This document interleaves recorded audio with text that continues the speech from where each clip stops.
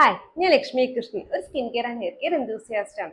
ഇത് നമ്മുടെ ട്യൂസ്ഡേയുടെ Q&A section, അതായത് ലാസ്റ്റ് വീക്കിലെ കമന്റ്സിലും DMസിലും നിങ്ങൾ ചോദിച്ച ക്വസ്റ്റ്യൻസിനെയാണ് നമ്മൾ ഈ വീക്കിൽ Q&A ആയിട്ട് എടുക്കുന്നത്. അതിന് മുന്നേ എന്നെ ആദ്യമായിട്ടാണ് കാണണമെങ്കിൽ ചാനൽ സബ്സ്ക്രൈബ് ചെയ്യുക, കണ്ടിട്ടും സബ്സ്ക്രൈബ് ചെയ്യാത്ത ആൾക്കാരാണെങ്കിൽ സബ്സ്ക്രൈബ് ചെയ്യുന്നതിനെ പറ്റി ഒന്ന് ആലോചിക്കുക. അപ്പം വീഡിയോയിലോട്ട് കിടക്കാം.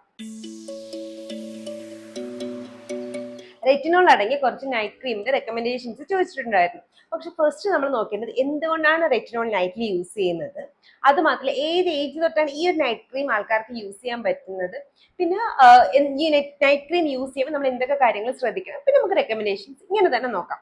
ഫസ്റ്റ്, റെറ്റിനോൾ എന്ന് പറയുന്നത് ആന്റി ഏജിങ്ങിന് വേണ്ടി നമ്മൾ യൂസ് ചെയ്യുന്ന ഒരു സാധനമാണ്. ഇത് വിറ്റാമിൻ എയുടെ അണ്ടറിൽ വരുന്നതാണ്.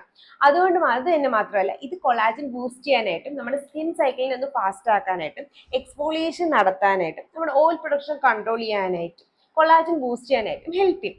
അതുകൊണ്ട് തന്നെ ഇത് 25 അല്ലെങ്കിൽ മിഡ് 20s 25-24 അങ്ങനെ നമ്മളൊരു ഏജ് പറയുമെങ്കിൽ മിഡ് 20s ഇത് നോർമലി സ്റ്റാർട്ട് ചെയ്യുന്നത്. അതായത് നിങ്ങളുടെ ഫേസിൽ ഫൈൻ ലൈൻസും റിങ്കിൾസും മിഡ് 20s കണ്ടു തുടങ്ങിക്കഴിഞ്ഞാൽ നിങ്ങൾക്ക് റെറ്റിനോൾസ് യൂസ് ചെയ്യാൻ വേണ്ടി ചുരുക്കം.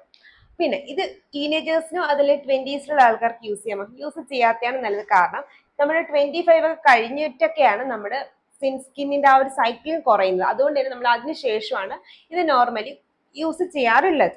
ഇനി നിങ്ങളൊരു എന്തുകൊണ്ട് ഇത് നൈറ്റ്ലി യൂസ് ചെയ്യുന്നതെന്ന് വെച്ചാൽ ഇത് റിപ്പയറിംഗ് മെക്കാനിസം ആണ്. മാത്രമല്ല സണ്ണിന്റെ പ്രസൻസ് ഇത് നമ്മുടെ സ്കിന്നിന് ഡാമേജ് ഉണ്ടാക്കുകയും ചെയ്യും.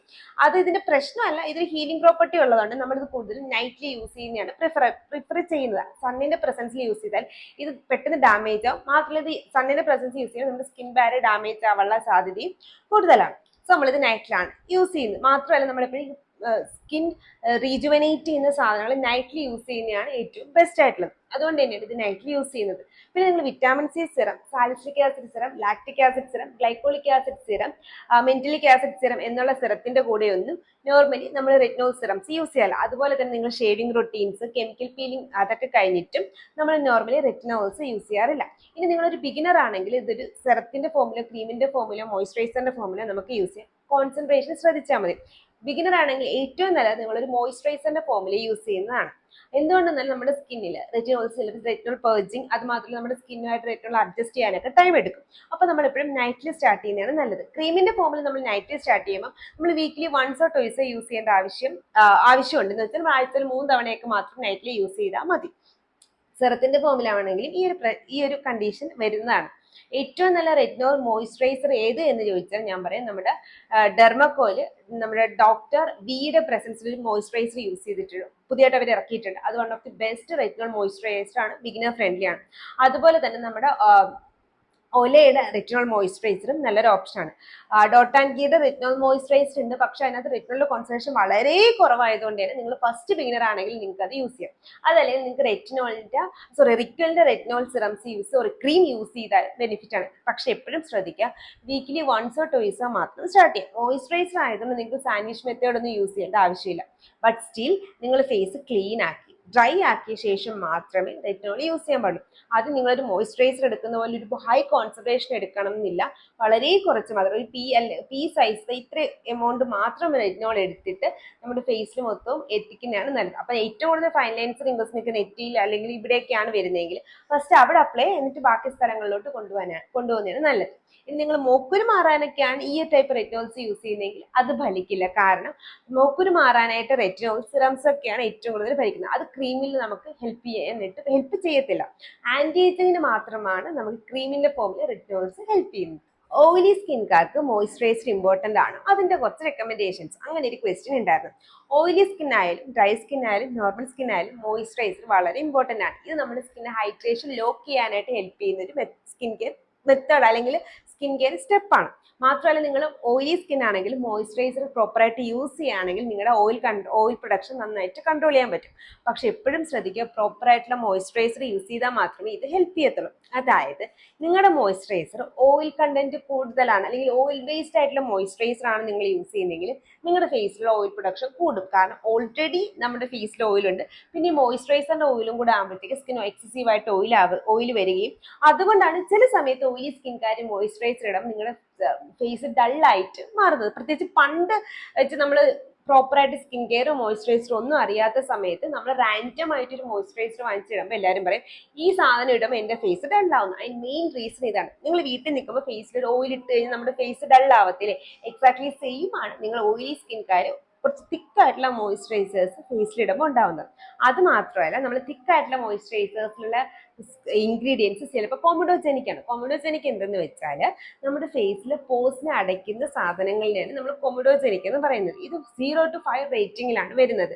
ഇത് 0 to 5 ആയതുകൊണ്ട് 2 റേറ്റിംഗ് വരെയുള്ള പ്രൊഡക്റ്റ് അധികം നോർമൽ ടു ഓയിലി സ്കിൻകാർക്ക് പ്രശ്നമില്ല. പക്ഷെ നല്ല എക്സസീവ് ആയിട്ട് ആക്നെ പ്രോൺ സ്കിൻ ആണെങ്കിൽ 2% ഉള്ള കൊമഡോജനിക് റേറ്റിംഗിലുള്ള പ്രൊഡക്റ്റ് നമുക്ക് ഹാംഫുൾ ആയിട്ട് വരും, ഇല്ല കുരു വരുത്താനായിട്ട് റീസണാണ്. പക്ഷെ അല്ലാതെ നിങ്ങളുടെ അത്ര ആക്നെ പ്രോൺ സ്കിൻ ഒന്നും അല്ല, പക്ഷെ നോർമൽ ഓയിലി സ്കിൻ ആണെങ്കിൽ നിങ്ങൾക്ക് 2 കൊമഡോജനിക് റേറ്റിംഗിലുള്ള പ്രൊഡക്റ്റ് യൂസ് ചെയ്താൽ കുഴപ്പമൊന്നുമില്ല. സ്റ്റിൽ ഞാൻ പറയും ഓയിലി സ്കിൻകാർക്ക് കംപ്ലീറ്റ്ലി 0 കൊമഡോജനിക് റേറ്റിംഗിലുള്ള പ്രൊഡക്ട്സ് യൂസ് ചെയ്യുന്നതായിരിക്കും കുറച്ചുകൂടെ നല്ലത്. ഇനി നമുക്ക് കുറച്ച് റെക്കമെൻഡേഷൻസിലോട്ട് പോയി കഴിഞ്ഞ് കഴിഞ്ഞാൽ ഫസ്റ്റ് ഞാൻ പറയും, ഇപ്പൊ ഞാൻ കറന്റ് യൂസ് ചെയ്തുകൊണ്ടിരിക്കുന്ന ഒരു മോയ്സ്ചറൈസർ ആണ് നമ്മുടെ പ്ലമ്മിന്റെ നയാസിനമൈഡ് മോയ്സ്ചറൈസർ.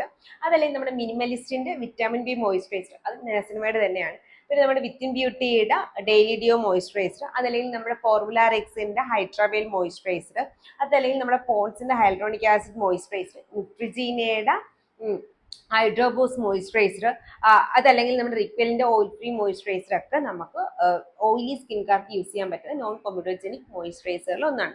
പിന്നെ നിങ്ങൾക്ക് വേണമെങ്കിൽ നമുക്ക് ട്രൈ ചെയ്യാൻ പറ്റുന്ന നൈറ്റിൽ, പ്രത്യേകിച്ചും നൈറ്റിൽ, ഇപ്പൊ മോർണിംഗിൽ ഈ 2 മോയ്സ്ചറൈസർ റെക്കമെൻഡ് ചെയ്യത്തില്ല, ഡോക്ടർ ഷെയ്ത്തിന്റെ കോജിക് ആസിഡും അതല്ലെങ്കിൽ ഓയിൽ ഫ്രീ മോയ്സ്ചറൈസേഴ്സ്. ഇത് ഞാൻ ഇപ്പോൾ പ്രസന്റ് ഈ സമ്മർ സീസണിൽ ഞാൻ മോർണിംഗിൽ റെക്കമെൻഡ് ചെയ്തില്ല, കാരണം കുറച്ച് നമുക്ക് തിക്കായിട്ട് അത് ഹെവി ആയിട്ട് തോന്നും. അത് ഏറ്റവും നല്ലത് ഓയിലി സ്കിൻകാർക്ക് വിന്റർ സീസൺ അല്ലെങ്കിൽ നമ്മുടെ റെയിനി സീസണുകളിൽ യൂസ് ചെയ്യാൻ പറ്റുന്ന മോയ്സ്ചറൈസർ ആണ്. അതിന്റെ കൂടെ തന്നെ ഒരു ഡൗട്ട് ചോദിച്ചിട്ടുണ്ടായിരുന്നു, നമ്മുടെ ആഗ്നെ മോയ്സ്ചറൈസർ നല്ലതാണ് ഓയിലി സ്കിൻകാർക്ക്, അത് യൂസ് ചെയ്യുമ്പോൾ എനിക്ക് ചെറുതായിട്ട് മോക്കുരു വരുന്നു.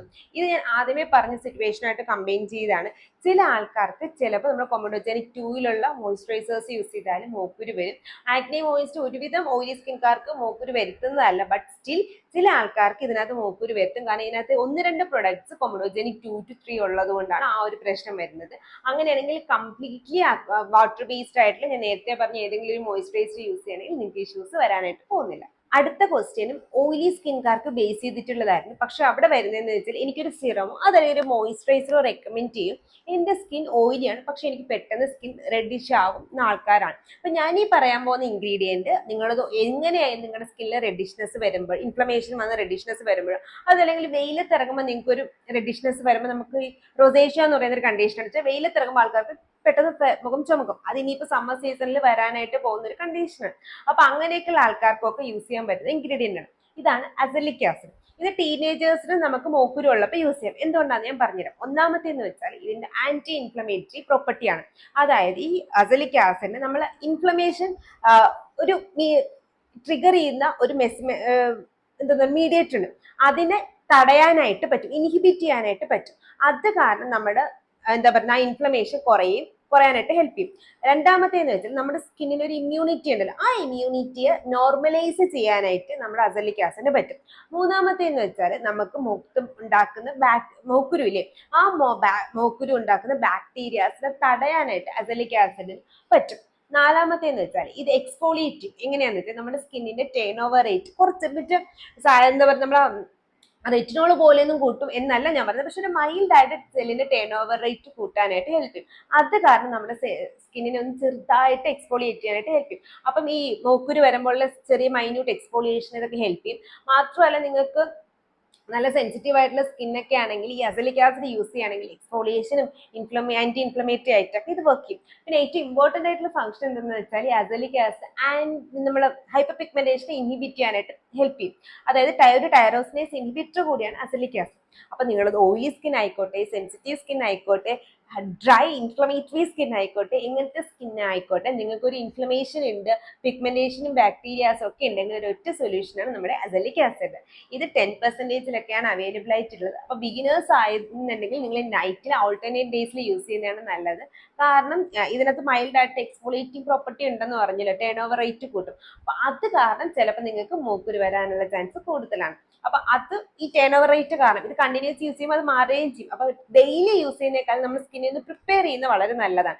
അതുകൊണ്ടാണ് നിങ്ങൾ തുടക്കക്കാരാണെങ്കിൽ ആദ്യമേ നൈറ്റിൽ ഓൾട്ടർനേറ്റ് ഡേയ്സിലും ഒരു വീക്ക് യൂസ് ചെയ്തിട്ട് പിന്നെ അടുത്ത വീക്ക് നൈറ്റിൽ കണ്ടിന്യൂസ് 7 days യൂസ് ചെയ്യാം. പിന്നെ നിങ്ങൾക്ക് മോർണിംഗിൽ ആൾട്ടർനേറ്റ് ഡേയ്സ് മോർണിംഗിൽ 3rd വീക്കിൽ യൂസ് ചെയ്യാം, 4th വീക്കിൽ കണ്ടിന്യൂസ് യൂസ് ചെയ്യാം. അപ്പോൾ ഒരു 4th വീക്ക് ആകുമ്പോഴത്തേക്ക് നിങ്ങൾക്ക് ഡെയിലി അസലിക് ആസിഡ് 10% യൂസ് ചെയ്യാൻ പറ്റും. ഇപ്പോൾ ഓൾറെഡി എന്തെങ്കിലുമൊക്കെ സിറംസ് യൂസ് ചെയ്തുകൊണ്ടിരിക്കുന്ന അല്ലെങ്കിൽ എക്സ്ഫോളിയേറ്റിംഗ് സിറംസ് യൂസ് ചെയ്തുകൊണ്ടിരിക്കുന്ന ആൾക്കാർക്കാണെങ്കിൽ ഇതൊരു ഇഷ്യൂ ഉണ്ടാവുന്നില്ല. ഇത് മെയിൻ ആയിട്ട് ഇതുവരെ സിറംസ് ഈ ഒരു ടൈപ്പ് സിറംസ് യൂസ് ചെയ്യാത്ത ആൾക്കാരാണ്, പിന്നെ ടീനേജേഴ്സ് ഒക്കെ ആണെങ്കിലാണ് ഈ ഒരു രീതിയിൽ നിങ്ങൾക്ക് യൂസ് ചെയ്യാനായിട്ട് പറ്റുന്നത് അല്ലെങ്കിൽ യൂസ് ചെയ്യേണ്ടത്. അടുത്തൊരു ക്വസ്റ്റ്യൻ ആയിരുന്നു, ആൽഫ ആർബിറ്റിൻ ഹൈപ്പർ പിഗ്മെന്റേഷൻ മാറാനായിട്ട് യൂസ് ചെയ്യുന്നുണ്ട്. അപ്പൊ അതിന്റെ കൂടെ എനിക്ക് വേറെ ഏതൊക്കെ സിറംസ് യൂസ് ചെയ്യാം? ആദ്യം ആൽഫ ആർബിറ്റിൻ എന്ന് പറയുന്ന ഒരു ടൈറോസിനേസ് ഇൻഹിബിറ്റർ ആണ്. അപ്പൊ അതിന്റെ കൂടെ ആക്ച്വലി നമുക്ക് ഏത് സിറം വേണമെങ്കിലും യൂസ് ചെയ്യാം. വിറ്റാമിൻ സി, കോജിക് ആസിഡ്, അതല്ലെങ്കിൽ retinol, salicylic acid, glycolic acid, പിന്നെ എന്താ lactic acid, mandelic acid, hyaluronic acid, niacinamide, ഏത് സിറം വേണമെങ്കിലും നമുക്ക് ആൽഫ ആർബിറ്റിന്റെ കൂടെ യൂസ് ചെയ്യാം. ഇഷ്യൂസ് ഒന്നുമില്ല. പക്ഷേ ഒരു കംപ്ലീറ്റ്ലി മെലാസ്മ പോലെ ഒരു ഹൈപ്പർ പിഗ്മെന്റേഷൻ ആക്നെ മാർക്സ് ഒക്കെ മാറ്റാനായിട്ട് ആൽഫ ആർബിറ്റിൻ എലോൺ വർക്ക് ചെയ്യുമെന്ന് ചോദിച്ചാൽ ഇല്ല എന്ന് ഞാൻ പറയും. പക്ഷെ നിങ്ങൾക്ക് സമ്മർ സീസണിൽ യൂസ് ചെയ്യാൻ പറ്റുന്ന one of the best ingredient ആണ് ആൽഫ ആർബിറ്റിൻ. കാരണം ടാനിങ് തടയാനായിട്ട്, അതായത് ഉള്ള ഇപ്പം നമ്മൾ പെട്ടെന്ന് പുറത്തിറങ്ങി ചെറുതായിട്ടൊക്കെ ടാനിങ് വരുന്നുണ്ടെങ്കിൽ അത് മാറ്റി സ്കിന്നിൽ പെട്ടെന്ന് ബ്രൈറ്റ്നപ്പ് ആക്കാനായിട്ട് നമ്മുടെ ആൽഫ ആർബിറ്റിൻ ഹെൽപ്പ് ചെയ്യും. ഞാൻ കൂടെ അസലിക് ആസിഡ് പറയുകയാണെന്ന് വെച്ചാൽ ആൽഫ ആർബിറ്റും അസലിക് ആസിഡും എല്ലാം ടൈറോസിനേസ് ഇൻഹിബിറ്റർ അണ്ടറിൽ വരുന്നതാണ്. ഈ ആൽഫ ആർബിറ്റിനോടെ നയാസിനമൈഡും കൂടി യൂസ് ചെയ്യുകയാണെങ്കിൽ നിങ്ങൾക്ക് പെർഫെക്റ്റ് കോമ്പിനേഷൻ ആണ്. ഇതൊരു 18 above ഏജിലുള്ള ആൾക്കാർക്കൊക്കെ ആൽഫ ആർബിറ്റിൻ ടാനിങ് മാറ്റാനായിട്ട് യൂസ് ചെയ്താൽ ഇഷ്യൂ ഒന്നുമില്ല കേട്ടോ. അപ്പൊ ആർക്ക് വേണമെങ്കിലും എങ്ങനെ വേണമെങ്കിലും ആൽഫ ആർബിറ്റിൻ യൂസ് ചെയ്യാം. അടുത്ത ഒരു ക്വസ്റ്റ്യൻ ആയിരുന്നു, ആക്നെ മാർക്ക് മാറ്റാനായിട്ട് പറ്റിയ സെറം ഏതാണ് എന്നുള്ളത്. ഫസ്റ്റ് ഒരു കാര്യം മനസ്സിലാക്കാം, നമ്മുടെ മുഖത്ത് മൂക്കുര് വരുമ്പോൾ ആക്നെ മാർക്സ് വരും. പിന്നെ അത് പല പല രീതിയിൽ വരും. അതായത് ചില ആൾക്കാർക്ക് പോസ്റ്റ് ഇൻഫ്ലമേറ്ററി ഹൈപ്പർ പിഗ്മെന്റേഷൻ, ഇതുപോലെ ബ്രൗൺ, അതല്ലെങ്കിൽ ഒരു purple colour, black colour pigmentation ആയിട്ട് വരും. ചില ആൾക്ക് പോസ്റ്റ് ഇൻഫ്ലമേറ്ററി എർത്തിമ വരും, അതായത് റെഡിഷ് കളർ ആയിരിക്കും വരുന്നത്. ചില ആൾക്കാർക്ക് പോസ്റ്റ് ഇൻഫ്ലമേറ്ററി ഹൈപ്പർ പിഗ്മെന്റേഷൻ വരും, അതായത് ഒരു വൈറ്റ് കളർ ആയിട്ട് മാറ്റും. ചില ആൾക്കാർക്ക് അത് സ്കാറിങ് ആയിട്ട് മാറും. ഇങ്ങനെ 4 കണ്ടീഷനാണ് മെയിൻ ആയിട്ട് നമുക്ക് മൂക്കുരു കാരണം വരുന്നത്. ഇതിനകത്ത് പോസ്റ്റ് ഇൻഫ്ലമേറ്ററി ഹൈപ്പർ പിഗ്മെന്റേഷൻ ആണ്, അതായത് ബ്ലാക്ക് കളറൊക്കെയാണ് നമുക്ക് വരുന്നതെങ്കിൽ ഇതാണ് ഏറ്റവും കോമൺ ആയിട്ട് കാണുന്നത്. ഇതാണ് നിങ്ങൾക്ക് വരുന്നതെങ്കിൽ നിങ്ങൾക്ക് കോജിക് ആസിഡോ ട്രാനിക്സാമിക് ആസിഡോ അതല്ലെങ്കിൽ നമ്മുടെ അസലിക് ആസിഡോ ഒക്കെ ഡെയിലി യൂസ് ചെയ്ത് കഴിഞ്ഞാൽ ചേഞ്ച് ആവും. പിന്നെ വീക്കിലി 1 or 2 ഒരു ഗ്ലൈക്കോളിക് ആസിഡ് 6 or 7% സിറത്തിന്റെ ഫോമില്, ടോണറിന്റെ ഫോമില്, ക്രീമിന്റെ ഫോമില് യൂസ് ചെയ്യാം. സൺസ്ക്രീൻ ഒരിക്കലും സ്കിപ്പ് ചെയ്യാനായിട്ട് പാടില്ല. അതല്ല നിങ്ങൾക്ക് പോസ്റ്റ് ഇൻഫ്ലമേറ്ററി എർത്തിമ ഇതുപോലെ റെഡിഷ് കളറാണ് വരുന്നതെന്നുണ്ടെങ്കിൽ നിങ്ങൾക്ക് യൂസ് ചെയ്യാൻ പറ്റുന്ന ഇൻഗ്രീഡിയൻസ് പ്രധാനമായിട്ടും 2 എണ്ണമാണ്. ഒന്നെന്ന് വെച്ചാൽ നമ്മുടെ അസലിക് ആസിഡ്, 2 നമ്മുടെ നിയാസിനമൈഡ്. പിന്നെ വേണമെങ്കിൽ നമുക്ക് ഒരു സിങ്ക് ഓക്സൈഡ് നമ്മുടെ സ്കിന്നിനെ കാം ചെയ്യാനായിട്ട് സിങ്ക് ഓക്സൈഡ് അടങ്ങിയ മോയിസ്ചറൈസേഴ്സ് വേണമെങ്കിൽ യൂസ് ചെയ്യാം. പിന്നെ ഇത് എക്സ്ഫോളിയേറ്റ് ചെയ്യാനായിട്ട് നമുക്ക് ഗ്ലൈക്കോളിക് ആസിഡ് ഹെൽപ്പ് ചെയ്യത്തില്ല. കാരണം ജസ്റ്റ് എക്സ്ഫോളിയേഷൻ മാറ്റാനായിട്ട് ഹെൽപ്പ് ചെയ്യും. നമ്മുടെ സ്കിൻ ആ റെഡിഷ്നെസ് മാറ്റാനായിട്ട് ഒരിക്കലും ഈ ഗ്ലൈക്കോളിക് ആസിഡ് ഹെൽപ്പ് ചെയ്യുന്നില്ല. അതുകൊണ്ട് നമുക്ക് അസലിക് ആസിഡ് മാത്രം വെച്ചിട്ട് എക്സ്ഫോളിയേഷൻ ചെയ്യുന്നതായിരിക്കും അവിടെ ഏറ്റവും ബെസ്റ്റ് ആയിട്ടുള്ള വേ. അതല്ലെങ്കിൽ നിങ്ങൾക്ക് മെന്റലിക് ആസിഡ് യൂസ് ചെയ്യാം. അത് ഇത്ര ഇറിറ്റേഷൻ ഒന്നും തരാത്ത എന്നാൽ ഗ്ലൈക്കോളിക് ആസിഡിന്റെ സെയിം രീതിയിൽ എക്സ്ഫോളിയേഷന് വേണ്ടി ഹെൽപ്പ് ചെയ്യുന്ന ഒരു സിറമാണ്.